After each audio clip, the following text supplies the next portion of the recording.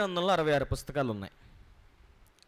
ఈ 66 పుస్తకాలలో దేవుడు ఎంతోమంది భక్తిపరులను గూర్చి రాశారు, ఎంతోమంది భక్తిహీనులను గూర్చి కూడా రాశారు. వీరిలో కొంతమందిని గూర్చి దేవుడు ప్రత్యక్షంగా సాక్ష్యం ఇచ్చారు. ఇతను ఇలాంటి వాడు అని. ఉదాహరణకు మోషే గారి గురించి ఏమని ఇచ్చారు? నా ఇల్లంతటిలో నమ్మకమైన వాడు అనే సాక్ష్యాన్ని ఇచ్చారు. అబ్రహాము గారిని గురించి ఏమనిచ్చారు? అబ్రహాము నా స్నేహితుడు అని సాక్ష్యం ఇచ్చారు ఆయన. ఇలా అనేక మందిని గూర్చి ప్రత్యక్షంగా దేవుడు సాక్ష్యం ఇచ్చినట్టుగా వ్రాయబడింది. కొంతమందిని గూర్చి పరోక్షంగా వారి జీవితాలను రాసి దేవుడు, ఇదిగో నా పట్ల తను వ్యవహరించిన విధానం ఇలా ఉంది, ఇలాంటి పరిస్థితుల్లో ఇలా నాపైన ఆధారపడ్డాడు, ఇలాంటి సన్నివేశాలలో ఇలా నన్ను ఆనుకున్నాడు అని చెప్పగానే దేవుడు వారిని గురించి సాక్ష్యం ఇచ్చారు. అంతేనా? ఇలాంటి చరిత్రలు బైబిల్లో ఎన్నున్నాయి? చాలా ఉన్నాయి. అలాగే ఇదే బైబిల్లో తమ గూర్చి తాము సాక్ష్యం ఇచ్చుకున్నవారు కూడా ఉన్నారా లేదా? ఉదాహరణకు మచ్చుకి ఒక ఉదాహరణ తీసుకుందాం. పౌలు గారు ఏమన్నారు? నా కొరకు ఏముందన్నారు ఆయన? అన్నారా లేదా? అది సాక్ష్యమే కాదా? అంటే ఏంటి ఆయన ఉద్దేశం? నేను భరించిన శ్రమలు కానీ, నేను అనుభవించిన కష్టాలు కానీ, నేను దేవుణ్ణి ప్రేమించిన విధానాన్ని బట్టి నా కొరకు ఏముంది? అది సాక్ష్యమే కాదా? తన గురించి తాను ఇచ్చుకున్న స్టేట్మెంట్ అది. ఇదే పద్ధతిలో బైబిల్ గ్రంథమునందు ఒక స్త్రీ కూడా ఆమెను గురించి ఆమె సాక్ష్యం ఇచ్చుకున్నారు. ఎవరై ఉండొచ్చు? ఆమెను గూర్చి ఆమె సాక్ష్యం ఇచ్చుకున్న సందర్భాలు, తన గూర్చి తాను సాక్ష్యం ఇచ్చుకున్న సందర్భాలు బైబిల్లో ఏమున్నాయి అని చూస్తే ముందుగా ఒక మాటను చూసుకుందాం. లూకాసు వార్త 1వ అధ్యాయము 49వ వచనం. లూకాసు వార్త 1వ అధ్యాయం 49వ వచనం. సర్వశక్తిమంతుడు నాకు గొప్ప కార్యములు చేసెను గనుక ఇది మొదలుకొని అన్ని తరముల వారును నన్ను ధన్యురాలని యందురు. ఎవరిస్తున్నారు? ఎన్నోసార్లు వినుంటారు ఈ మాటని.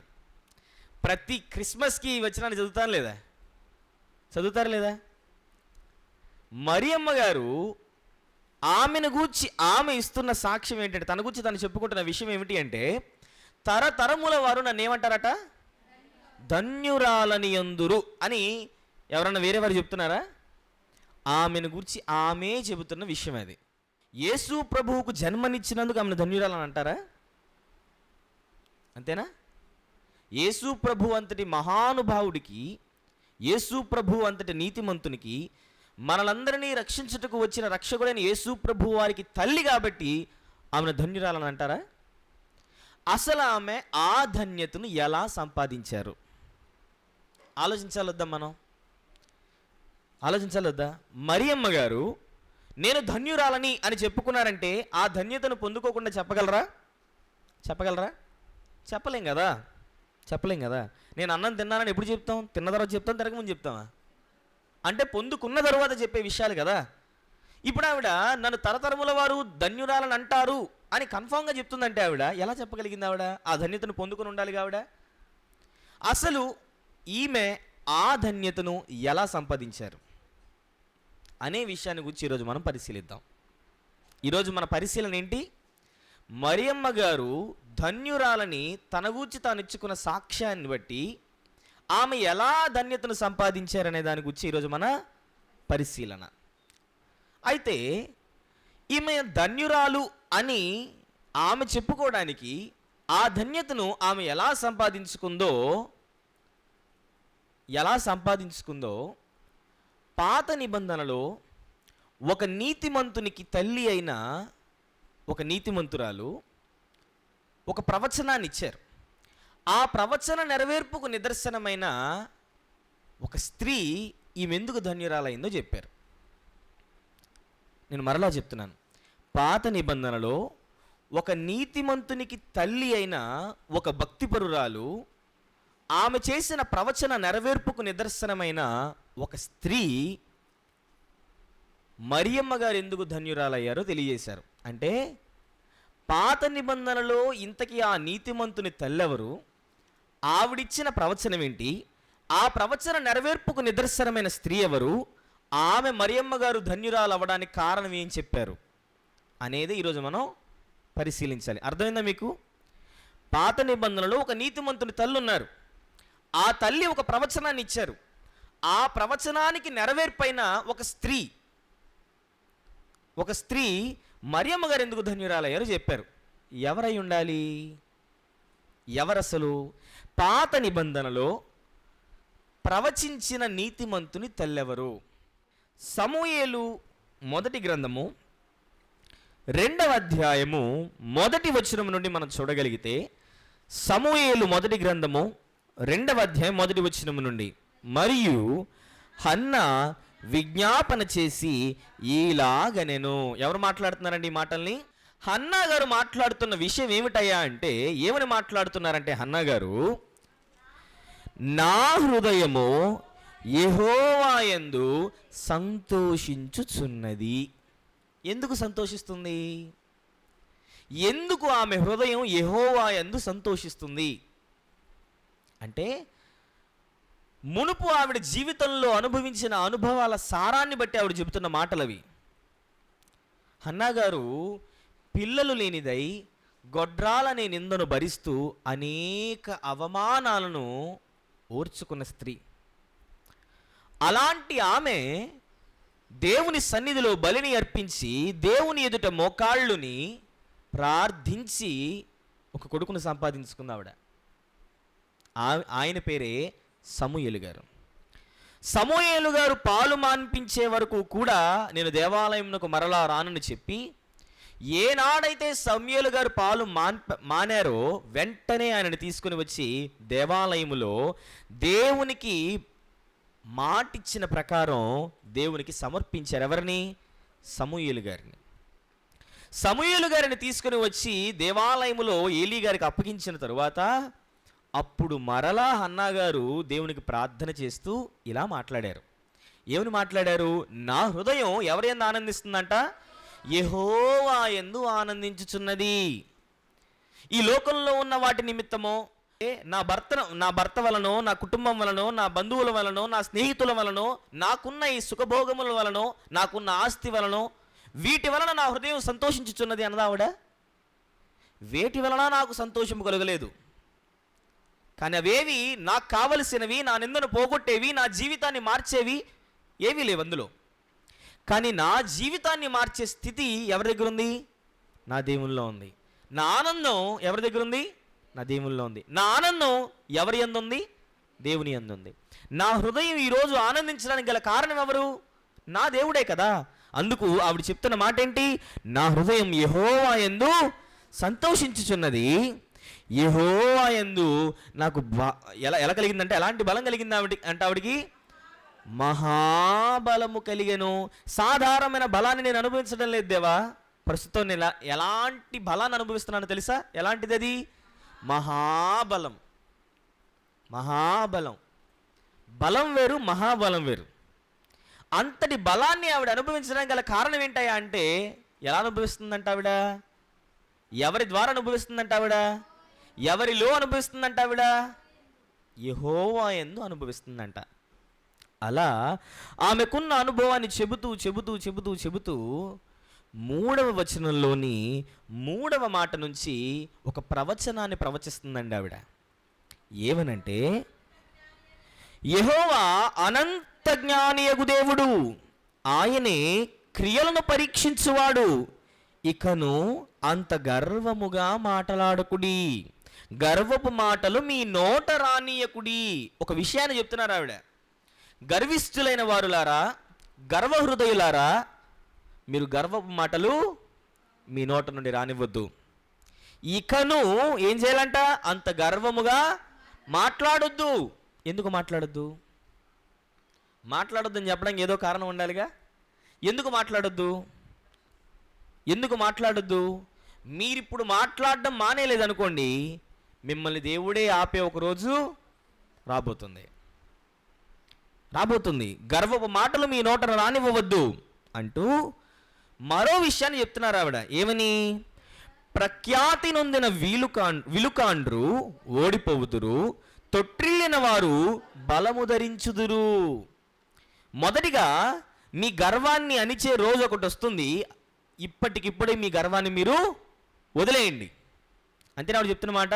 మొదటిగా ఆవిడ ప్రవచిస్తున్న విషయం ఏంటంటే, ఇప్పటికైనా మీ గర్వాన్ని మీరు ఇప్పుడు వదిలేయండి. ఇది మొదటిది. రెండవదిగా ఆవిడ ప్రవచిస్తూ చెబుతున్న రెండవ ప్రవచనం ఏమిటంటే, ప్రఖ్యాతి నొందిన విలుకాండ్రంట ఓడిపోతారట. తొట్టిల్లిన వారు ఏమవుతారట? బలము ధరించుదురు. అంటే దాని ఉద్దేశం ఏంటంటే, ఇంతవరకు మేము బలవంతులము, మేము గొప్పవారము అని చెప్పుకుంటున్న వారు ఉన్నారు కదా, వీరినందరినీ దేవుడు ఏం చేయబోతున్నాడు? ఎవరండి? ప్రఖ్యాతి నొందిన విలుకాండ్రనందరినీ దేవుడు ఏం చేయబోతున్నాడు? దేవుడు ఓడిపోయేలా చేయబోతున్నాడు. మేము బలం కలిగిన వారము, మేము ధైర్యవంతులము, మేము సాహసవంతులము, మాకు చాలా గొప్ప పేరుంది అని చెప్పుకునే వారలారా, మీరు ఓడిపోయే రోజు రాబోతుంది. మీరు ఓడిపోయే ఒక రోజు రాబోతుంది. అయితే మీ స్థానంలో దేవుడు ఎవరు నిలబెడతాడు తెలుసా? తొట్టిల్లిన వారిని నిలబెడతాడు ఆయన. ఎవరు నిలబెడతాడు ఆయన? తొట్టిల్లిన వారిని నిలబెడతాడు ఆయన. ఇది రెండవ ప్రవచనం. ఎన్నో ప్రవచనం? రెండవ ప్రవచనం. ఇప్పటికి ఎన్ని ప్రవచనాలు అయ్యాయి? 2. మొదటిదేంటి? గర్వాన్ని విడిచిపెట్టేయమని ప్రవచించింది ఆవిడ. రెండవదేంటి? ప్రఖ్యాతి నొందిన వారందరూ ఓడిపోతారు, తొట్టిల్లిన పోయిన వారందరూ బలవంతులు అవుతారు. ఇప్పుడు మూడవ ప్రవచనం ఏమిటయా అంటే 5వ వచనం. సమూయేలు మొదటి గ్రంథము 2వ అధ్యాయం 5వ వచనం. తృప్తిగా భుజించిన వారు అన్నము కావాలనని కూలికి పోవుదురు, ఆకలిగొనిన వారు ఆకలి తీరా తిందురు. ఇన్ని రోజులు 3 పూటల ప్రశాంతంగా కష్టం తెలియకుండా సుఖాన్ని అనుభవించి 3 పూటల భోజనం చేసిన వారలారా, రాబో రోజులలో అది దొరకక మీరు కూలికి పోవలసి వస్తుంది. ఎక్కడికి వెళ్ళాల్సి వస్తుంది? కూలికి పోవలసి వస్తుంది. ఇన్ని సంవత్సరాలు ఆకలితో అలమటిస్తున్న వారలారా, మీరు తృప్తిగా భోంచేసే ఒక సమయం రాబోతుంది. మీరు తృప్తిగా భోంచేసే ఒక సమయం రాబోతుంది. ఇక్కడే ఉన్నారా? అక్కడ ఏమని రాయబడింది? ఆకలి కొనిన వారు ఆకలి తీరా తిందురు. అంటే ఏంటి? నీకు ఎంత ఆకలి ఉంటే ఆ ఆకలి మొత్తాన్ని తీర్చే ఒక రోజు రాబోతుంది. నీ కడుపు నిండా తింటావు, ఆ రోజు రాబోతుంది. ఇది ఎన్నో ప్రవచనం? 3వ ప్రవచనం. ఇప్పుడు 4వ ప్రవచనాన్ని ఇస్తున్నారు ఆవిడ. ఏమని? అదే 5వ అధ్యాయంలోని 3వ లైన్ నుంచి చూడండి. గొడ్రాలు 7 పిల్లలను కనును, అనేకమైన పిల్లలను కనినది కృషించిపోవును. అక్కడ ఆ మాటకున్న ఉద్దేశం ఏమిటంటే, ఆ మాటకున్న అర్థం ఏమిటంటే, గొడ్రాలు 7 పిల్లలను కనును అంటే ఇప్పటి వరకు సంతానము లేని స్త్రీ సంతానము కలిగినదై గొడ్రాలనే నింద నుండి బయటకు వస్తుంది. ఆ సంకెళ్ళలో నుండి ఆ తల్లి విడిపించబడుతుంది. ఇది ఎన్నో ప్రవచనం? 4వ ప్రవచనం. గొడ్రాలు 7 పిల్లలను కంటుందంటే దాని ఉద్దేశం పిల్లలను కన్ని సంతానము కలిగినదై వంశాభివృద్ధికి కారణమవుతుంది అని చెప్పడం. ఇప్పుడు ఆలోచించండి, ఈ ప్రవచనాలన్నీ ఎవరు చెప్తున్నారు? ఎవరిస్తున్నారు? హన్నా గారు ప్రవచిస్తున్నారు. ఏమని ప్రవచించారయ్యా అంటే 4 ప్రవచనాలు ఇచ్చారు ఆవిడ. హన్నా గారు ప్రవచించారు. ఏంటయ్యా 4 విషయాలంటే, మొదటి ప్రవచనం ఏంటయ్యా అంటే, గర్వపు మాటలు మాటలాడు గర్విష్ఠులారా, మీ నోట ఆ మాటలను రానివ్వద్దు. అంటే ఒక్క మాటలో చెప్పాలంటే, మీ గర్వాన్ని మీరు విడిచిపెట్టండి. మీరు విడిచిపెట్టకపోతే మీ గర్వమును అణిచే రోజు రాబోతుంది. రెండవది, ప్రఖ్యాతి నొందిన విలుకాండ్రు ఓడిపోదురు. అంటే బలవంతులైన వారు బలహీనులవుతారు, బలహీనులైన వారు బలవంతులవుతారు. అదేనా? అది 2వ ప్రవచనం. మూడవది, కడుపు నిండిన వాడు లేమి అనే స్థితికి వెళతాడు, లేమిలో ఉన్నవాడు కడుపు నిండా భోంచేస్తాడు. అంతేనా? ఇప్పుడు 4వది, పిల్లలు లేక గొడ్రాలనబడిన స్థితిలో ఉన్న ఒక తల్లి 7 పిల్లలను కనే ఒక స్థితికి చేరుతుంది. అంటే గొడ్రాలనే నింద నుంచి బయటకు వస్తుంది. ఈ 4 విషయాలను గూర్చి హన్నమ్మ గారు ప్రవచించారు. ఇంతకీ ఇవి ఎప్పుడు జరగబోతున్నాయి? ప్రవచనానికి ఒక టైం లిమిట్ అనేది ఉంటుందిగా, సూచన ఏదో ఒకటి ఉండాలిగా, ప్రవచన నెరవేర్పుకు సూచన ఏదో ఒకటి ఉండాలిగా. అయితే ఇవి ఎప్పుడు జరగబోతున్నాయి అనే విషయాన్ని 10వ వచనంలోని ఆఖరి మాటలో చెబుతున్నారు. చూడండి, ఆవిడ సమూయేలు మొదటి గ్రంథము 2వ అధ్యాయము 10వ వచనము పైనుండి చదువుదాం. యెహోవాతో వాదించువారు నాశనమగుదురు, పరమండలములో నుండి ఆయన వారిపైన ఇరుము వలె గర్జించును, లోకపు సరిహద్దులలో నుండి వారికి ఆయన తీర్పు తీర్చును. ఎలా చేయబోతున్నాడో తెలుసా? దేవుడి కార్యములన్నిటినీ తాను నియమించిన రాజునకు ఆయన బలమిచ్చును, తాను అభిషేకించిన వానికి అధిక బలము కలుగజేయును. ఈ ప్రవచనాలన్నిటికీ ఎప్పుడు నెరవేరబోతున్నాయా? ఈ ప్రవచనాలన్నిటికీ ఒక ఫుల్ స్టాప్ ఎప్పుడు జరగబోతుంది? ఈ ప్రవచనాలు అనేవి ఎప్పుడు నెరవేరబోతున్నాయి అనే దానికి సూచనగా ఆవిడ చెప్తున్న విషయం ఏమిటో తెలుసా? తాను నియమించిన రాజునకు. ఎవరు నియమించారట రాజుని? దేవుడు నియమించాడట రాజుని. దేవుడు నియమించిన రాజునకు ఎవరు బలాన్ని ఇస్తారట? దేవుడే బలాన్ని ఇస్తాడట. దేవుడు అభిషేకించిన రాజుకి దేవుడు ఎలాంటి బలాన్ని అనుగ్రహిస్తాడట? అధిక బలమును కలుగజేయును. ఎలాంటి బలాన్ని? అధిక బలమును కలుగజేయును. ఇవన్నీ ఎప్పుడు జరగబోతున్నాయి? దేవుడు ఒక రాజును నియమించాడు, ఆ రాజు రాబోయే కాలం ఒకటి ఉంది, అప్పుడు ఇవన్నీ నెరవేరుతాయి. అదేనా ఆవిడిచ్చిన ప్రవచనం?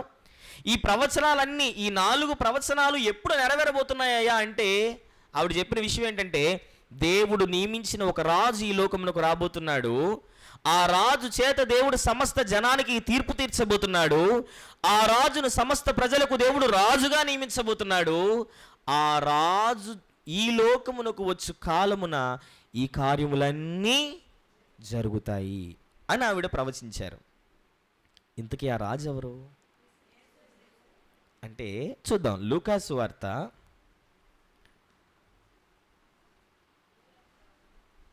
2వ సువార్త చూద్దాం, ఇంకొంచెం సులువుగా ఉంటుంది. 2వ సువార్త 2వ అధ్యాయము 2వ వచనం. 2వ సువార్త 2వ అధ్యాయం 2వ వచనం. యూదుల రాజుగా పుట్టినవాడెక్కడనున్నాడు? తూర్పు దిక్కున మేము ఆయన నక్షత్రము చూచి ఆయనను పూజింపవచ్చితిమని చెప్పిరి. ఎవరా రాజు? ఎవరిని గూర్చి వీరు వెతుక్కుంటూ వచ్చారు? వెతుక్కుంటూ వచ్చినదెవరు? తూర్పు దేశపు జ్ఞానులు. తూర్పు దేశపు జ్ఞానులు రాజైన హేరోదు దగ్గరకు వచ్చి, యూదులకు రాజుగా పుట్టినవాడు ఎక్కడ ఉన్నాడు? మేము ఆయన నక్షత్రాన్ని చూసి ఇక్కడికి వచ్చాం, ఆయన పూజించడానికి వచ్చాం అని చెప్తున్నారు. ఎవరిని గురించి మాట్లాడుతున్నారు ఈ జ్ఞానులు? రాజైన యేసు ప్రభు వారిని గురించి మాట్లాడుతున్నారు.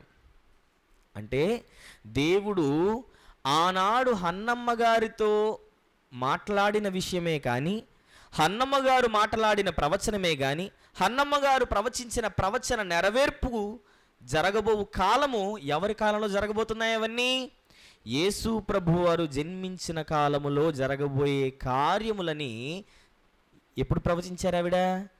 ఎప్పుడో ప్రవచించారు. ఎప్పుడో నెరవేరాయా? నిజంగా నెరవేరాయా? అసలు ఈ సందర్భం దగ్గరికి ఎందుకు వచ్చామంటే మనం, ఈ ప్రవచనం దగ్గరికి ఎందుకు వచ్చామంటే మనం, మరియమ్మ గారు ఎలా ధన్యురాలయ్యారన్న విషయాన్ని ఎవరు చెప్పారు అని వెతుక్కుంటూ వచ్చాం. అదేనా వచ్చింది? అసలు ఈ సందర్భం దగ్గరికి ఎందుకు వచ్చాం మనం? మరియమ్మ గారు ఆమెను గురించి ఆమె ఇచ్చిన సాక్ష్యం ఏంటి? నేను ధన్యురాలని, తరతరముల వారు నన్ను ధన్యురాలని అంటారు అని ఆమెను గురించి ఆమె ఒక స్టేట్మెంట్ని పాస్ చేశారు. కాబట్టి ఆమె ఎలా ధన్యురాలైందన్న విషయాన్ని మనం పరిశీలించాలంటే, అసలు ఆవిడ ఈ కార్యమును చేయబట్టి ధన్యురాలైంది అని ఎవరైనా చెప్పారా లేదా అని వెతుక్కుంటూ వచ్చాం. అలా ఎవరు చెప్పారయ్యా అంటే, ఇదిగో పాత నిబంధనలో హన్నా గారు ఒక ప్రవచనాన్ని ఇచ్చారు. ఆ ప్రవచనానికి నెరవేర్పుగా ఒక నిలువెత్తు నిదర్శనమైన ఒక స్త్రీ ఆమెను గూర్చి చెప్పారు అని అన్నాం. ఇంతకు ప్రవచించిన ఆవిడ ఎవరో తెలిసిపోయింది. ఎవరా? నీతిమంతుని తల్లి హన్నా గారు. మరి ఆవిడ ప్రవచనంలోని నెరవేర్పుకు నిదర్శనమైన ఆ స్త్రీ ఎవరు? ఎవరయ్యా అంటే అన్నారు, ఎవరు ఎవరు ఎలీజబెత్ గారు. ఆ ఎలీజబెత్ గారే ఈ హన్నమ్మ గారు ఇచ్చిన 4వ ప్రవచనపు నెరవేర్పు. ఏమిచ్చారు 4వ ప్రవచనం? ఆవిడ గొడ్రాలు 7 పిల్లలను కనును. అంటే గొడ్రాలైన ఒక స్త్రీ పిల్లలను కంటుంది అని హన్నా గారు ఎప్పుడో ప్రవచించారు. అది ఎవరి కాలంలో నెరవేరుతుందని చెప్పారు ఆవిడ? యేసు ప్రభు వారు ఈ లోకమునకు వచ్చు కాలములో అవి నెరవేరుతాయి అని చెప్పారు ఆవిడ. మరి నెరవేరిందా? ఆవిడ అసలు ఎలీజబెత్ గారు మరియమ్మ గారు ఎందుకు ధన్యురాలయ్యారో చెప్పారా లేదా? చెప్పారా? చూద్దాం, ఇప్పుడు చూద్దాం. లూకా సువార్త 1వ అధ్యాయము 41వ వచనం నుండి మనం చూడగలిగితే, లూకా సువార్త 1వ అధ్యాయం 41వ వచనం. ఎలీజబెతు మరియ యొక్క వందన వచనము వినగానే ఆమె గర్భములో శిశువు గంతులు వేసెను. ఈ సందర్భం మనకు అందరికీ తెలిసిందే కదా? తెలిసిందేనా? ఏంటి జరిగే సందర్భం? దేవదూత వచ్చి మరియమ్మ గారికి వర్తమానం ఇచ్చిన తర్వాత, అమ్మ నీలో నుంచి దేవుడు లోకమునకు రక్షకుడిగా ఎన్నుకున్న యేసుక్రీస్తు నీలో నుండి రాబోతున్నాడమ్మా అని మరియమ్మ గారికి వర్తమానాన్ని అందించిన తర్వాత, దేవదూత మరియమ్మ గారికి ఒక విషయాన్ని చెప్తారు. ఏమనంటే, ఇదిగో నీ బంధువైన ఎలీజబెత్ గర్భవతి అయింది. గర్భవతి ఎంతకాలం అవుతుంది? అప్పటికి 6 నెలలు అవుతుంది. ఒకసారి వెళ్ళి ఆమెను దర్శించిరా, ఆమె దగ్గరకు వెళ్ళు అని చెప్పింది. ఎవరు? దేవదూత.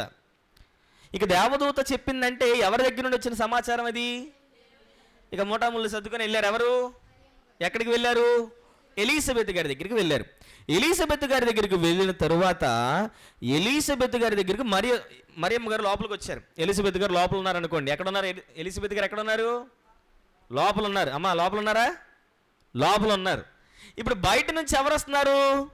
మరియమ్మ గారు వచ్చారు. రాగానే సహజంగా మనం ఏం చేస్తాం చెప్పండి? బాగున్నావో, తిన్నా, ఇదేగా అడిగేది. ఏమ్మా బాగున్నావా అంటావు. ఎప్పుడు? చాలా కాలం తర్వాత కలిస్తే వందన వచ్చినట్టు అదే కదా. ఇప్పుడు ఎలీజబెత్ గారు లోపల ఉండగానే దూరం నుంచి వచ్చిన మరియమ్మ గారు చాలా కాలం అయిందేమో చూసి ఏమనంటున్నారు ఆవిడ? అమ్మా ఎలీజబెత్ అమ్మా బాగున్నావా అని వందన వచనం పలికిందంట ఆవిడ. ఎప్పుడైతే మరియమ్మ గారు వందన వచనము పలికారో వెంటనే జరుగుతున్న మాట ఏంటి? వెంటనే జరుగుతున్న సందర్భం ఏంటి? ఆమె గర్భములో శిశువు గంతులు వేశాను. ఎవరి గర్భంలోని శిశువు? ఎలీజబెత్ గారి గర్భంలో ఉన్న శిశువు. ఎవరా శిశువు? బాప్తిస్మమిచ్చి యోహాను గారు. గంతులు వేశాడంట ఆయన. అప్పుడు ఎలీజబెత్ గారు పరిశుద్ధాత్మతో నిండుకున్నదై బిగ్గరగా ఇట్లా, బిగ్గరగా అంటే ఎలాగా చెప్పండి? అందరూ బాగున్నారా? ఇలాగా? అందరూ తిన్నారా? ఇలాగా గట్టిగా చెప్పడం అనమాట. బిగ్గరగా చెప్పడం అనమాట. చెవులు చిల్లు పడేటట్టు చెప్పడం అనమాట. అంతేనా? బిగ్గరగా చెప్పడం అంటే ఇప్పుడు పరిశుద్ధాత్మ ప్రేరణతో ఆమె బిగ్గరగా చెప్తున్న విషయం ఏమిటయా అంటే, స్త్రీలలో నీవు ఆశీర్వదింపబడిన దానవమ్మా. స్త్రీలలో నీవు ఆశీర్వదించబడిన దానవు. నీ గర్భఫలమును దేవుడు, నీ గర్భఫలము కూడా ఆశీర్వదించబడును. నా ప్రభువు తల్లి నా యొద్దకు వచ్చుట నాకెలాగు ప్రాప్తించెను? నా ప్రభువు, ప్రభువు అంటే రాజు అని అర్థం. ప్రభు అంటే ఏంటండి? రాజు అని అర్థం. ఇప్పుడు ఎలీజబెత్ గారు చెప్తున్న మాట, నా రాజును కనబోవు తల్లిని చూసే భాగ్యం నాకు దక్కింది. అదేనా ఆవిడ చెప్తున్న మాట? నాకు ఎలాగూ ప్రాప్తించెను? నేనెంతటి దాననయా నాకు ఈ అవకాశాన్ని ఇచ్చావు? నేనెంతటి దాననయా నాకు ఈ భాగ్యమునిచ్చావు? ఎలీజబెత్ గారు చెప్తున్నారు ఆ మాట అంటూ ఇప్పుడు 45వ వచనంలో ఒక ప్రాముఖ్యమైన విషయాన్ని చెప్తున్నారు ఆవిడ. ఏమని? ప్రభువు ఆమెకు తెలియజేయించిన మాటలు సిద్ధించునుగాక. గాక అన్నారా? గనుక అన్నారా? గాక అంటే జరగాలని ఆశించడం, గనుక అంటే అవి జరుగుతాయని నమ్మడం. గాక అంటే అవి జరగాలని ఆశించడం. అమ్మ నువ్వు కోరుకున్నది ఖచ్చితంగా జరగాలని కోరుకుంటున్నావమ్మా, నువ్వు ఆశించింది చక్కగా జరగాలని, అవన్నీ జరుగును గాక అంటే అవి జరగాలి అని మనం కూడా కోరుకుంటున్నామని అర్థం, ఆశిస్తున్నాం. గనుక అంటే అవి ఖచ్చితంగా నిశ్చయముగా జరుగుతాయి, జరుగుతాయి, జరిగి తీరుతుంది. సిద్ధించును గనుక, గనుక నమ్మిన ఆమె ధన్యురాలనెను. నమ్మిన ఆమె ధన్యురాలనను. ఇప్పుడు ఈ మాటను అందరూ అండర్లైన్ చేసుకోండి. ఎలీజబెత్ గారు చెబుతున్న మాట, దేవుడు ఈమె గర్భంలో నుండి సమస్త మానవాళిని రక్షించాలనుకుంటున్నాడు. దేవుడు ఈ భూప్రపంచంలో ఉన్న ప్రతి ఒక్కరిని రక్షించడానికి దేవుడు పంపాలనుకున్న తన సుతుడైన యేసు ప్రభు వారిని ఎవరి గర్భంలో నుండి పంపాలనుకుంటున్నాడు? ఆయన మరియమ్మ గారి గర్భంలో నుంచి పంపాలనుకుంటున్నారు. అయితే ఆమెను ఎన్నుకున్నందుకు ఆమె ధన్యురాలు అవ్వలేదు, కానీ ఆమె దానిని నమ్మినందుకు ఆమె ధన్యురాలైంది. దేవుడు ఆమెను ఎన్నుకున్నందుకు ఆమె ధన్యురాలు అవ్వలేదు, ఆమెను ఎన్నుకున్నాడన్న విషయాన్ని నమ్మిన ఆవిడ ధన్యురాలయ్యింది. నమ్ముట నీ వలనైతే సమస్తము సాధ్యమే అనే మాట ఎందుకు రాయబడిందంటే ఇందుకే జరగవలసిన కార్యములు ఎప్పుడు ఏ టైంలో ఎలా జరగాలని జరుగుతూనే ఉంటాయి. ఏ సమయంలో ఏది ఎక్కడ ఎలా జరగాలనేది దేవుడు ఒకసారి నిర్ణయిస్తే అది జరిగి తీరుతుందంతే. కానీ దాన్ని నువ్వు నమ్ముతున్నావా లేదా అనేదే పరీక్ష. నమ్మినందుకు ఆవిడ ధన్యురాలైంది. ఇప్పుడు చెబుతున్నారు మరియమ్మ గారు ఏమన్నా తెలుసా? ఆ తర్వాత మాట్లాడుతున్నారు ఆవిడ ఏమని? 46వ వచనం, అప్పుడు మరియా ఇట్లనెను. ఇప్పుడు మరియమ్మ గారు మాట్లాడిన విషయాన్ని గురించి మనం పరిశీలించాం కదా. ఎందుకు ఆవిడ తరతరముల వారు నన్ను ధన్యురాలని అంటారో ఇప్పుడు చెప్తున్నారు ఆవిడ. ఎందుకు? నేను నమ్మాను దాన్ని. దేన్ని? ప్రభు నా గర్భంలో నుండి రాబోతున్నాడు అన్న విషయాన్ని నేను నమ్మాను. నేను ఏ విషయాలను నమ్మానో ఇప్పుడు చెబుతాను వినండి అంటూ, ఏ విషయాలనైతే హన్నా గారు ప్రవచించారో అదే విధానంలో అదే విషయాలను అదే విషయాలను గురించి మాట్లాడతారు చూడండి, ప్రస్తావిస్తారు చూడండి. ఈవిడ 48వ వచనం నుండి మాట్లాడతారు. ఆ విషయాన్ని చూద్దాం. మరియమ్మ గారు మాట్లాడుతూ లూకాసు వార్త 1వ అధ్యాయం 48వ వచనంలో మాట్లాడుతున్నారు, నా ఆత్మ నా రక్షకుడైన దేవుని యందు ఆనందించెను. ఇదే మాటను ఇలా పట్టుకుని సమూయేలు 1వ గ్రంథంలోని 2వ అధ్యాయంలోని 2వ మాటను చదవండి. నా హృదయము యెహోవా యందు సంతోషించుచున్నది. ఏ విషయాలనైతే హన్నా గారు మాట్లాడారో అదే విషయాలను గురించి ఎవరు మాట్లాడుతున్నారు? ఎలాంటి అనుభూతిని హన్నా గారు అనుభవించారో అదే అనుభూతిని ఎవరు అనుభవిస్తున్నారు? మరియమ్మ గారు అనుభవిస్తున్నారు. రెండు పక్క పక్కన పెట్టి చూడండి. హన్నా గారేమో నా హృదయము యెహోవా యందు సంతోషించుచున్నది అని చెబితే, మరియమ్మ గారు ఏం చెప్తున్నారు? నా ఆత్మ నా రక్షకుడైన దేవుని యందు ఆనందించుచున్నది. ఈ విషయాన్ని నేను నమ్మాను. నా హృదయం దేవుని యందు ఆనందిస్తుంది కాబట్టి తరతరముల వారు నన్ను ధన్యురాలని అంటారు.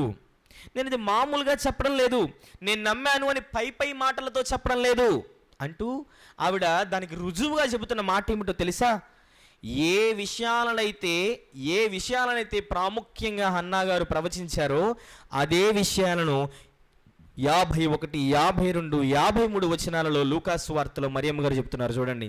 లూకాసు వార్త 1వ అధ్యాయము 51, 52, 53 చూద్దాం. ఆయన తన బాహువుతో పరాక్రమము చూపెను, వారి హృదయముల ఆలోచన విషయమై గర్విష్ఠులను చెదరగొట్టెను. చెప్పారా? హన్నా గారు ఏం చెప్పారు? గర్వ హృదయులారా, మీ గర్వాన్ని వదిలేయండి, మీ నోట గర్వపు మాటలు రానివద్దు. ఎందుకు?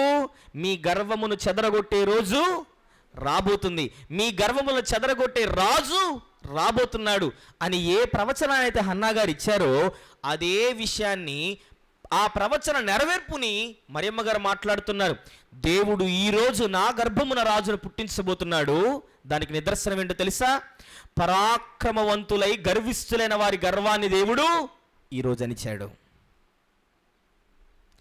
వారి గర్వమును అణుచుటకు దేవుడు ఈరోజు రాజుని నా గర్భములో పుట్టిస్తున్నాడు. మొదటిది. ఇప్పుడు రెండవది, సింహాసనముల నుండి బలవంతులను పడద్రోసి దీనులనెక్కించెను. ఏం చేశాడంటే ఆయన? సింహాసనముల నుండి బలవంతులను పడద్రోసట. ఎవరిని ఎక్కించాడంట? ఆయన దీనులనెక్కించెను. ఏమని చెప్పారు హన్నా గారు? ప్రఖ్యాతి నొందిన విలుకాండ్రు ఓడిపోదురు, తొట్టిల్లిన వారు అదే విషయాన్ని చెబుతున్నారా మరియమ్మ గారు? అదే చెప్పారా లేదా ఆవిడ? ఏమని చెప్తున్నారా ఆవిడ? హన్నా గారు ఏమని చెప్పారంటే, ప్రఖ్యాతి నొందిన విలుకాండ్రందరూ ఓడిపోతారు, బలవంతులైన వారు బలహీనులవుతారు, బలహీనులైన వారు బలవంతులవుతారని హన్నా గారు ప్రవచిస్తే, ఆ ప్రవచన నెరవేర్పుని మరియమ్మ గారు చెప్తున్నారు. ఏమని? సింహాసనముల నుండి బలవంతులను దేవుడు పడద్రోస్తాడు, బలవంతులైన వారిని దేవుడు పడద్రోసే రోజు ఏదో కాదు, ఇదే.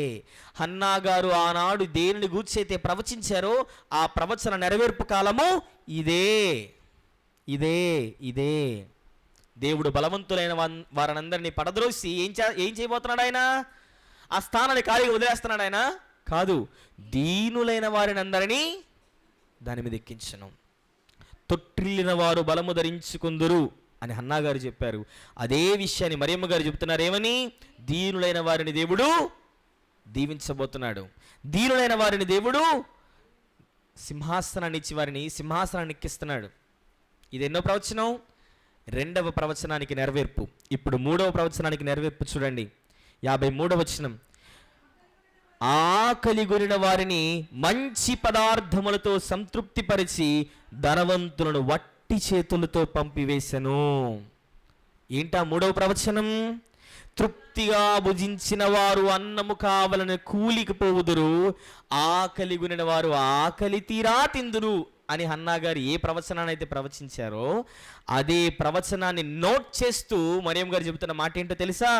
అవును, ఆకలి గునిన వారందరినీ దేవుడు ఎలా సంతృప్తిపరచబోతున్నాడు? పాసిపోయిన భోజనంతో, రుచి లేని భోజనాలతో దేవుడు తృప్తిపరచబోతున్నాడా? కాదు, కాదు. ఎలాంటి పదార్థాలు అవి? మంచి పదార్థాలతో దేవుడు తృప్తిపరచబోతున్నాడు, తృప్తిపరచబోతున్నాడు. ఎంతలా నమ్మిందో చూసారా తెలుసా ఆవిడ దేవుణ్ణి? గమనించారా? నేను సాధారణంగా నమ్మడం లేదు ఈ విషయాన్ని, నేను ఉట్టిగా నమ్మాను అనుకుంటున్నారేమో. కాదు, కాదు. ఇదిగో హన్నా గారు ఏ ప్రవచనాన్ని అయితే ప్రవచించారో ఆ ప్రతి ప్రవచన నెరవేర్పుకు దేవుడు నన్ను ఎన్నుకున్నాడని నమ్ముతున్నాను నేను. అవునా? రాజు రాకపోతే ఈ కార్యాలు జరుగుతాయా?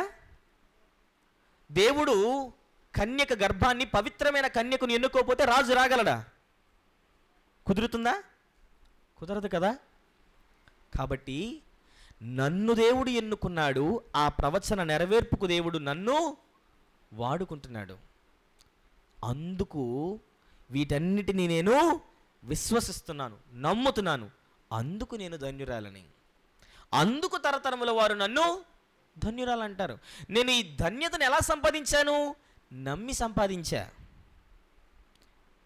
ఎవరు అమ్మితే దాన్ని కొనుక్కొని సంపాదించలేదు నేను. ఈ ధన్యతని ఎవరూ నాకు అమ్మలేదు. యాకోబు గారు ఏసావు గారి దగ్గర నుండి జ్యేష్ఠత్వాన్ని కొనుక్కున్నట్టు ఈ ధన్యతను నేను కొనుక్కోలేదు. ఈ ధన్యతని ఎలా సంపాదించాను? నమ్మి సంపాదించాను. అదేంటది మరి? యేసు ప్రభు వారు ఈమె గర్భంలో నుండి వస్తానని చెప్పినప్పుడు ఆవిడ ధన్యురాలు అవ్వలేదా అంటే, నేను ఒక మాట చెప్తాను. అప్పుడు ఆమె దయను సంపాదించుకున్నారు, ధన్యతను సంపాదించలేదు. ఏం సంపాదించారు ఆవిడ? సుబుద్ధి ఏం సంపాదిస్తుంది? సుబుద్ధి ఏం సంపాదిస్తుంది? ధన్యతను సంపాదించదు. సుబుద్ధి ఏం సంపాదిస్తుంది? దయను మాత్రమే సంపాదిస్తుంది. అందుకే దేవదూత వచ్చి ఆమెతో అంటున్న మాట ఏంటో చూడండి ఒకసారి. లూకాసు వార్త 1వ అధ్యాయం 28వ వచనం. లూకాసు వార్త 1వ అధ్యాయం 28వ వచనం. ఆ దూత లోపలికి వచ్చి ఆమెను చూచి ధన్యురాలా అనందా? ఏమందండి? అంటే దయాప్రాప్తురాలంటే దయను పొందుకున్నదానా అని అర్థం. దయాప్రాప్తురాలంటే అర్థం ఏంటి? దయను పొందుకున్న ఓ స్త్రీ, దయను పొందుకున్న ఓ కన్య, నీవెవరి దగ్గర ఆ దయను సంపాదించావు? దేవుని దగ్గర నుండి సంపాదించావు. ఎందుకు సంపాదించావు? నీ సుబుద్ధిని బట్టి దాన్ని సంపాదించావు. యేసు ప్రభువు వారు ఆమె గర్భంలోనికి వచ్చుటకు ఆమె దయ కలిగి అర్హతను సంపాదించుకున్నారు. ఆమె నాలో నుండే క్రీస్తు రాబోతున్నాడు అన్న విషయాన్ని నమ్మి ధన్యతను సంపాదించారు. ఆమె ఎన్నుకోబడడానికి దయను కలిగి ఆమె జీవించారు. ఆమె ధన్యతను సంపాదించడానికి ఆవిడ నమ్మారు. మీకు సులువుగా చెప్తాను వినండి. యేసు ప్రభువు వారు ఆమె గర్భంలో నుండే రావాలి అని దేవుడు నిర్ణయించుకోవడానికి దేవుడు ఆమెలో ఏం చూశాడు? సుబుద్ధిని చూశాడు. మంచి బుద్ధిని చూశాడు. అందుకు దేవుడు ఆయన దయను ఆమెపై నుంచి, అమ్మ నిన్నే ఎన్నుకున్నాను నేను అని దేవుడు ఆమెను నిలబెట్టాడు. కానీ ఆ విషయాలను ఒకవేళ మరియమ్మ గారు నమ్మకపోతే ఆమె ధన్యురాలు అయ్యేవారా? కారు. ఆమె నమ్మింది కాబట్టే ఎలీజబెత్ గారు చెప్పారు ఏమని? నమ్మిన ఆమె ధన్యురాలు. అవును, నిజమే, నేను నమ్మాను ఆ విషయాన్ని. ఆ ప్రవచన నెరవేర్పుకు దేవుడు నన్ను ఒక పాత్రగా ఎన్నుకున్నాడు. దేవుడు ఏ రాజునైతే సర్వమానవాళికి రక్షణగా దేవుడు పంపాలనుకున్నాడో ఆ రాజుకు తల్లిగా దేవుడు నన్ను ఎన్నుకున్నాడు. నమ్మడం అంటే దేవా నువ్వున్నావు చాలు అనడం కాదు. నమ్ముట అంటే క్రియలు చేయుట. నమ్ముట అంటే క్రియలు చేయుట. ఉదాహరణకు ఆలోచించండి, ఆ కాలంలో ఎలా ఉండుంటుంది పరిస్థితి? ఎంతమంది నిందించుంటారు కదా ఆమెని. నేను ధన్యురాలనే, తరతరముల వారు నన్ను ధన్యురాలు అంటారు అనే సాక్ష్యాన్ని ఇవి ఇచ్చారంటే చెప్పకనే చెప్పిన విషయం ఏంటి తెలుసా? ఎన్ని శ్రమలు వచ్చినా, ఎన్ని ఇబ్బందులు వచ్చినా, ఎన్ని ఆటంకాలు వచ్చినా, ఎన్ని కష్టాలు వచ్చినా నేను నిలబడతాను అని చెప్పడం కాదా? కాదా? నా కొరకు జీవకిరీటం ఉంచబడి ఉన్నది అంటే ఆయన బ్రతుకున్నప్పుడు చెప్పాడు, చనిపోయాక చెప్పాడు ఆయన. అంటే చనిపోయే వరకు కూడా దాన్ని నేను కోల్పోనని చెప్పడమే కాదు, అవునా కదా? నా కొరకు జీవకిరీటం ఉంచబడి ఉన్నది అని బ్రతుకుండగానే చెప్పాడంటే దాని ఉద్దేశం ఏంటి? చనిపోయే వరకు కూడా దాన్ని కోల్పోయే పని నేను చేయననే కదా. తరతరముల వారు నన్ను ధన్యురాలని అంటారంటే నా కంఠంలో ప్రాణం ఉన్నంత వరకు ఆ ధన్యతను నేను కాపాడుకుంటాననే కదా అని అర్థం. అంతేనా కదా? ఒకవేళ దానిని కోల్పోతే తిరిగి సంపాదించుకోగలమా? ఆమె గర్భంలో నుండి రాజును సర్వలోకమునకు అందించటకు తన శక్తి లోపం లేకుండా తన పాత్రను శ్రద్ధగా భక్తితో పోషించారు. ఈరోజు యేసు ప్రభు వారు కేవలం ఆనాటి కాలంలో ఇశ్రాయేలులకు మాత్రమే రాజా? యేసు ప్రభు వారు కేవలం యూదులకు మాత్రమే రాజా? యేసు ప్రభు వారు కేవలం ఆనాటి కాలంలో జీవించిన ఇశ్రాయేలులకు మాత్రమే రాజా? ఒక్క మాటను చూద్దాం.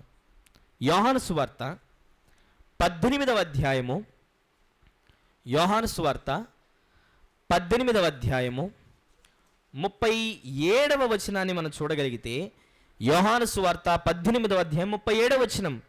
అందుకు పిలాతు ఎవరిని అడుగుతున్నారు ఈ మాట? యేసు ప్రభు వారిని ఎవరు అడుగుతున్నారు ఈ మాట? పిలాతు గారు అడుగుతున్నారు. ఏమని? నీవు రాజువా అని అడిగాడట పిలాతు గారు. అప్పుడు యేసు ప్రభు వారు చెప్పిన మాట ఏంటో తెలుసా? యేసు, నీవన్నట్టు నేను రాజునే, నీవన్నట్టు నేను రాజునే. అయితే నేను కేవలం ఇశ్రాయేలుకు మాత్రమే రాజును అనుకుంటున్నావేమో, నేను యూదులకు మాత్రమే రాజును అనుకుంటున్నావేమో. కాదు కాదు కాదు, నేనెవరికి రాజునో తెలుసా? సత్యమును గూర్చి సాక్ష్యం ఇచ్చుటకు నేను పుట్టి తిని, ఇందు నిమిత్తమే ఈ లోకమునకు వచ్చి తిని, సత్య సంబంధి అయిన ప్రతి వాడును నా మాట వినుననెను. రాజాజ్ఞను ఎప్పుడు పాటిస్తాం? ఆ రాజు సంరక్షణలో మనం ఉన్నప్పుడే. అంతేనా కదా? పొరుగు దేశపు అధికారి మన దేశం పైకి వచ్చి మనల్ని పని చేయమంటే చేస్తామా? చేస్తామా? చేస్తామా చెప్పండి. మన ప్రధానమంత్రి కాకుండా పరాయి దేశ ప్రధానమంత్రి వచ్చి మన పైన అధికారాన్ని చెలాయిస్తాడా? ఆ అధికారాన్ని మనం అతను ఏదైనా ఆజ్ఞిస్తే పాటిస్తామా? పాటించం కదా. ఇప్పుడు యేసుప్రభువు చెప్తున్న మాట ఏంటో తెలుసా? నేను ఎవరికి రాజునో తెలుసా? సత్యమును అవలంబించే ప్రతి వ్యక్తికి నేనే రాజుని, సత్య సంబంధి అయిన ప్రతి వాడు నా మాట వింటాడు. అంటే సత్య సంబంధి అయిన ప్రతి వ్యక్తికి ఎవరు రాజు? ఎవరు రాజు? నా ప్రభు అయిన యేసు ప్రభువే మనందరికీ రాజు. రాజు. ఆ రాజు ఈరోజు నీలోనూ నాలోనూ జన్మించాలి. ఈ భూమి మీదకు వచ్చి ఆయన చేయవలసిన పనులను చేసి సుమారు ఎన్ని సంవత్సరాలు గడిచిపోయింది? 2000 సంవత్సరాలు గడిచిపోయింది. ఎన్ని సంవత్సరాలు? 2000 సంవత్సరాలు గడిచిపోయింది. ఇంకా రాజు రాబోతున్నాడు, లేదా ఇంకా రాజు ఈ భూమి మీదకు వచ్చాడని సంబరాలు జరుపుకుంటే కాదు, క్రీస్తు వచ్చాడని సంబరం చేసుకోవడానికి యేసుప్రభువారు ఈ లోకానికి రాలేదు. యేసుప్రభువారు వచ్చారన్న విషయాన్ని నమ్మి నీలో క్రీస్తు జన్మించుటకు నీవు నీ వంతు పాత్రను పోషించాలి. చూడండి, హన్నా గారు ఇచ్చిన ప్రవచనం ఏమిటి? గొడ్రాలు పిల్లలను కంటుంది అని. ఆ ప్రవచన నెరవేర్పుకు నిలువెత్తు నిదర్శనం ఎవరు? ఎలిజబెత్ గారు, ఆవిడిస్తుంది సాక్ష్యం ఏమని? మరియమ్మ గారిని గురించి, ఆమెను దేవుడు ఎన్నుకున్నాడు, ఆ విషయాన్ని ఆమె నమ్మింది, అందుకు ఆమె ధన్యురాలయ్యింది. మరియమ్మ గారు చెప్తున్నారు, అవును నేను నమ్మాను ఆ విషయాల్ని. నేను నామమాత్రంగా నామకార్థంగా నమ్మలేదు ఆ విషయాలని. నా ఊపిరి ఆగే వరకు, నా జీవితపు ఆఖరి క్షణము వరకు నా శక్తి లోపం లేకుండా నేను పోరాడతాను. ఎన్ని నిందలు వచ్చినా, ఎన్ని అవమానాలు వచ్చినా, ఎన్ని ఆటంకాలు వచ్చినా, ఎన్ని ఇబ్బందులు వచ్చినా నేను ఓడిపోను. అలల తాకిడికి అలసిపోయి ఓడిపోతాను అనుకుంటున్నారేమో. ప్రియజనమా, నేను ఓడిపోను. ఇప్పుడు మీరు ధన్యురాలని అంటారు నన్ను, మీ తర్వాత వచ్చే తరం నన్ను ధన్యురాలని అంటారు, ఆ తర్వాత వచ్చే తరం నన్ను ధన్యురాలంటారు. ఎందుకో తెలుసా? నేను దేవుని పరిపూర్ణంగా నమ్మాను. ఆయన నా జీవితంలో చేయబో కార్యముల పట్ల నేను పరిపూర్ణ విశ్వాసాన్ని కలిగి ఉన్నాను. ఈరోజు ఆలోచించండి, ఈరోజు మాకు సత్యము తెలుసు అని చెప్పుకునే వారమేగా మనమంతా.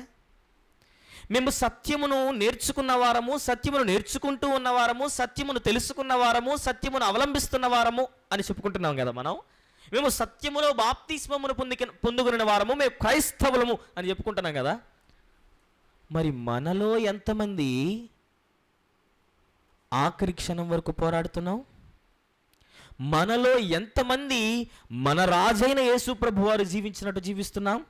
మనలో ఎంతమంది మన రాజును ప్రకటించుటలో మన వంతు ప్రయత్నాన్ని మనం చేస్తానో, మన వంతు పనిని మనం సంపూర్తి చేస్తానో ఆలోచించండి. 3 పూటలు ప్రార్థన చేస్తే మన పనిని మనం ముగించినట్టేనా? ఉదయం సాయంత్రం దేవుణ్ణి విస్తారంగా ప్రార్థిస్తే మన పనిని మనం సంపూర్తి చేసినట్టేనా? ఎక్కడ దొరికితే అక్కడ పాటలు పాడితే పని చేసినట్టేనా? నామకార్థంగా. ఎక్కడ కుదిరితే అక్కడ 4-5 వచనాలు ఒక చోట క్రోడీకరించి ఒక చోటకి చేర్చి నోటితో అలికి వాక్యాన్ని, వాక్చాతుర్యం ఉంది కాబట్టి ఏదో ఒకటి అలా చెప్పేస్తే పని చేసినట్టేనా?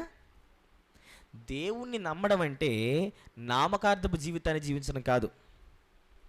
దేవుణ్ణి నమ్మడం అంటే సులువుగా ఉంటే చేస్తాను, ఇలా ఉంటేనే చేస్తాను, ఇలా ఉంటే నేను చేయలేను అని చెప్పడం నమ్మడం కాదు.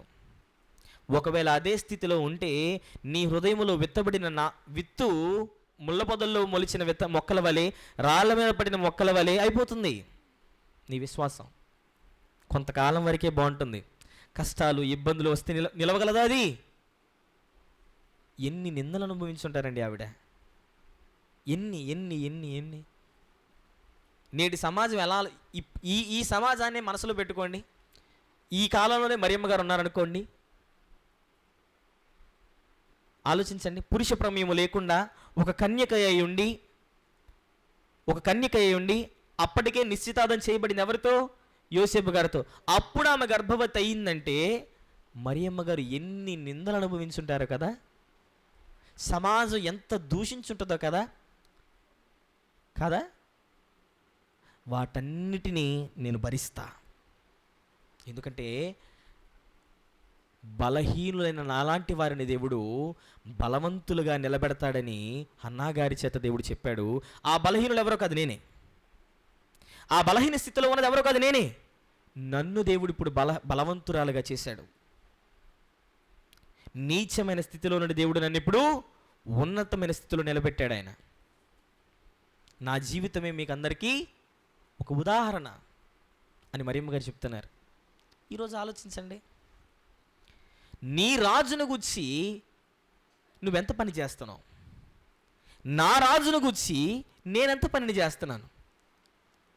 చిన్న సమస్య ఏదన్నా రాగానే అబ్బో మన వల్ల కాదులే, మన వల్ల కుదరదులే, మనం చేయలేములే అని మన మనస్సుని మనం సర్ది చెప్పేసుకుని అబ్బో మనకు కుదరదులే అని వెనక్కి వెళ్ళిపోతున్నామా? మరియమ్మ గారు నిలబడతారు. ఏమో తెలుసా? దేవుడు నన్ను ఎన్నుకున్నాడు, ఆ పనికి నేను నిలబడ్డాను, సుబుద్ధి కలిగి దయను సంపాదించుకున్నాను, దేవుడు నా జీవితంలో చేస్తానన్న కార్యాన్ని నమ్మి ధన్యతను సంపాదించాను. ఈరోజు మనందరం దయను సంపాదించుకున్న వారమే కాదా? సత్యాన్ని గురించి నేర్చుకునే ఒక అవకాశాన్ని దేవుడు మనకందరికి ఇచ్చాడంటే ఇక్కడ ఉన్న ప్రతి ఒక్కరూ బాప్తిస్మం తీసుకున్న వారమే. ఇక్కడున్న ప్రతి ఒక్కరూ సత్యమును గురించి ప్రతి క్షణము ప్రతిసారి వింటూ వస్తున్న వారమే కాదా? సత్యాన్ని గురించిన అనుభవాన్ని సేకరిస్తున్న వారము కాదా? మనం దయను సంపాదించలేదా? సంతోషం, సంపాదించాం. మరి ఎప్పుడు ధన్యులవుతాం? ధన్యతను ఎప్పుడు సంపాదిస్తాం? బలా నమ్మకమైన మంచి దాసులారా అని ఆ మాటని ఎప్పుడు వినగలం దేవుని దగ్గర నుండి? ఆ దరిదాపుల్లో ఉన్నామంటారా మనం? ధన్యతను సంపాదించుకునే ప్రయత్నమైనా చేస్తున్నాం మనం? ఆలోచించండి. ధన్యతను మేము సంపాదించాలనే నిర్ణయాన్ని తీసుకున్న ప్రతి ఒక్కరూ తెలుసుకోవాల్సిన విషయం ఏంటంటే, దేవునికి మనం చెప్పకనే చెప్తున్న విషయం ఏంటంటే, దేవా నా జీవితంలో ఎదురయ్యే ప్రతి శ్రమను నేను స్థిరంగా ఉండి నిలబడి గెలుస్తాను అని చెప్పకనే మనం మాట ఇవ్వడం. దేవుణ్ణి నమ్మడం అంటే అదే. నమ్మి నేను ధన్యురాలను అయ్యానంటే మరియమ్మ గారు చెప్పిన విషయం అదే కదా, ప్రతిదాన్ని నేను ఎదుర్కొంటానని. మరి ఈరోజు మనం ఎక్కడున్నాం? మనకి అనుకూలంగా ఉండే వాక్యం వినబడితే అది రైట్, మనల్ని ఖండించేదైతే అది రాంగ్. అంతేనా? మనం చేసే తప్పులు సమర్థించేదైతేనే అది సరైనది, మనం చేసే తప్పులు సమర్థించనదైతే అది తప్పు. దేవుడు మనల్ని హెచ్చరిస్తున్నా దాన్ని స్వీకరించలేం, దేవుడు మనల్ని సరిచేస్తున్న దాన్ని సరిచేసుకోలేం, దేవుడు ధన్యులవడానికి అవకాశాన్ని ఇస్తున్న దాన్ని వినియోగించుకోలేం. దేవుని దయను సంపాదించుకున్న జనాంగమా, ఈరోజు దేవుడు చెబుతున్న మాట, ఇప్పటికైనా ధన్యులవడానికి ప్రయత్నించండి. ఆనాడు నా సంకల్పాన్ని, నా కుమారుని ఈ లోకములోనికి పంపుటకు, ఈ లోకములోనికి వచ్చుటకు తమ పాత్రను పోషించిన వారంతా ఈరోజు నా కుమారుణ్ణి అనేక మంది హృదయాలలో పుట్టించవలసిన బాధ్యత మీ అందరిపైన ఉంది అని అంటున్నాడు దేవుడు. మరి ఆ పనిని ఎవరు చేయాలి? నువ్వు చెయ్యి, లేదు నువ్వు చెయ్యి, నువ్వు చేయి, లేదా నువ్వు చెయ్యి అని ఒకరి మీద ఒకరు వంతులు వేసుకోవాలా? వాళ్ళు చేస్తున్నారులే మనం చేయక్కర్లేదే, వీళ్ళు చేస్తున్నారులే మనం చేయక్కర్లేదులే అని మనం సర్ది చెప్పుకోవాలా? చెప్పండి. అందుకా దేవుడు మనకి ఈ జీవితాన్ని ఇచ్చింది, అందుకా దేవుడు మనకి ఈ అవకాశాన్ని ఇచ్చింది, అందుకా దేవుడు మనకి ఈ సమయాన్ని ఇచ్చింది. ఆలోచించండి. సంతోషమే, దయను సంపాదించుకున్నాం, సరిపోతుంది, పరలోకం వెళ్ళిపోతామా?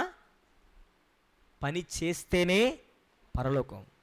నేను ఎప్పుడు చెబుతాను, ఇప్పుడు చెబుతున్నాను, సమస్యలనేవి లేకుండా దేవుడు సింహాసనం, కష్టాలనేవి లేకుండా దేవుడు కిరీటం ఎవ్వరికి